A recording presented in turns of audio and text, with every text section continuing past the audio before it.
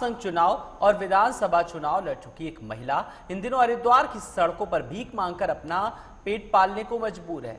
और वो प्रहरी है हंसी प्रहरी, जो अपने छात्र जीवन में कुशल वक्ता रही। उन्होंने 1998-1999 में उत्तराखंड के कुमाऊं विश्वविद्यालय के छात्र संघ की वाइस प्रेसिडेंट बनकर सुर्खियां भी बटोरी थी। एक रिपोर्ट देखिए।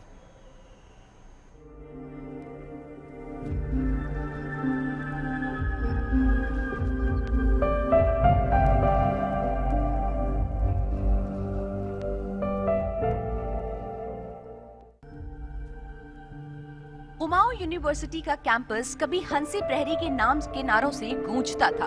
प्रतिभा और वाकपटुता इस कदर भरी थी कि वाइस प्रेसिडेंट का चुनाव लड़ी और जीत गईं। अंग्रेजी और राजनीति विज्ञान में एमए करने के बाद हंसी ने कुमाऊं विश्वविद्यालय की सेंट्रल लाइब्रेरी में बतौर लाइब्रेरियन करीब 4 साल तक नौकरी की। उत्तराखंड राज्य बनने के बाद 2002 में हुए विधानसभा चुनाव में सोमेश्वर सीट से उन्होंने निर्दलीय चुनाव भी लड़ा। इस चुनाव में कांग्रेस प्रत्याशी प्रदीप टम्टा ने 9,146 मत हासिल कर भाजपा प्रत्याशी को 883 मतों के अंतर से हराया था। हंसी को तब 2,650 वोट मिले थे। हर किसी को इस बात का यकीन था कि हंसी जीवन में कुछ बड़ा करेंगी, पर समय का पहिया किस ओर घूमता है ये किसे पता। जो लड़की कभी विश्वविद्यालय की पहचान हुआ करती थी, आज भीख मांगने के लिए मजबूर है। हरिद्वार की सड़कों, रेलवे स्टेशन, बस अड्डों और गंगा के घाट पर उसे भीख मांगते हुए देखने पर शायद ही कोई यकीन करे कि उसका अतीत कितना सुनहरा रहा होगा। हंसी ने बताया कि वो इस वक्त जिस तरह जिंदगी जी रही है वो शादी के बाद हुई आपसी विवाद का नतीजा है। शादीशुदा जिंदगी में हुई उथल पुथल के बाद हंसी ने कुछ समय तक अवसाद में रही और इसी बीच उनका धर्म की ओर झुकाव भी हो गया।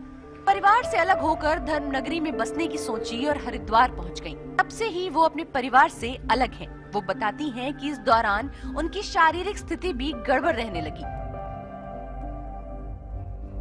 और वो सक्षम नहीं रही कि कहीं नौकरी कर सके। हालांकि अब उन्हें लगता है कि अगर उनका इलाज हो तो उनकी जिंदगी पटरी पर आ सकती है। वो दोबारा से अपनी जिंदगी की शुरुआत कर सकती हैं।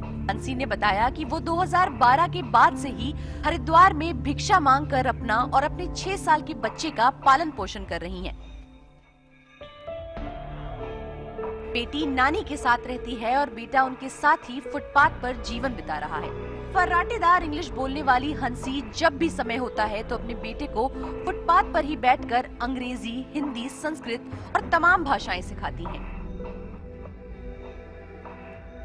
अच्छा यही है कि उनके बच्चे पढ़ लिख कर बेहतर जीवन जिए। इतना ही नहीं, वो खुद कई बार मुख्यमंत्री को पत्र लिख चुकी हैं कि उनकी सहायता की जाए। कई बार सचिवालय विधानसभा में भी चक्कर काट चुकी हैं।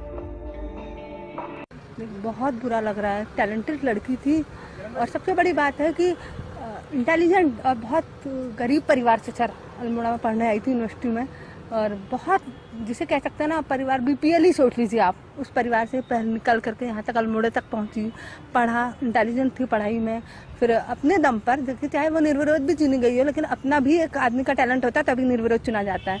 वो महिला उपाध्यक्ष बनी, उसके बाद कैरियर का अच्छा रहा, सब कुछ था, पढ़ने में इंटेलिजेंट थी और इसने जॉब भी की हुई है।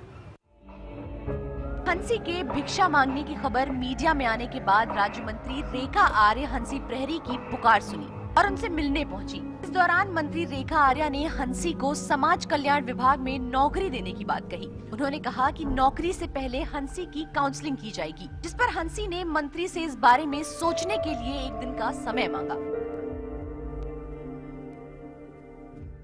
हेल्पर के तौर पर हो, केयर टेकर के तौर पर हो, ये जब विभाग को ज्वाइन करेंगी, बाकायदा जो सैलरी मिलती है वो सैलरी मिलेगी, बाकायदा जो इनके बच्चे को एजुकेशन चाहिए वो एजुकेशन मिलेगा, बाकायदा इनको वहाँ पर रेसिडेंशियल के रूप में रेसिडेंस रहने को मिलेगा।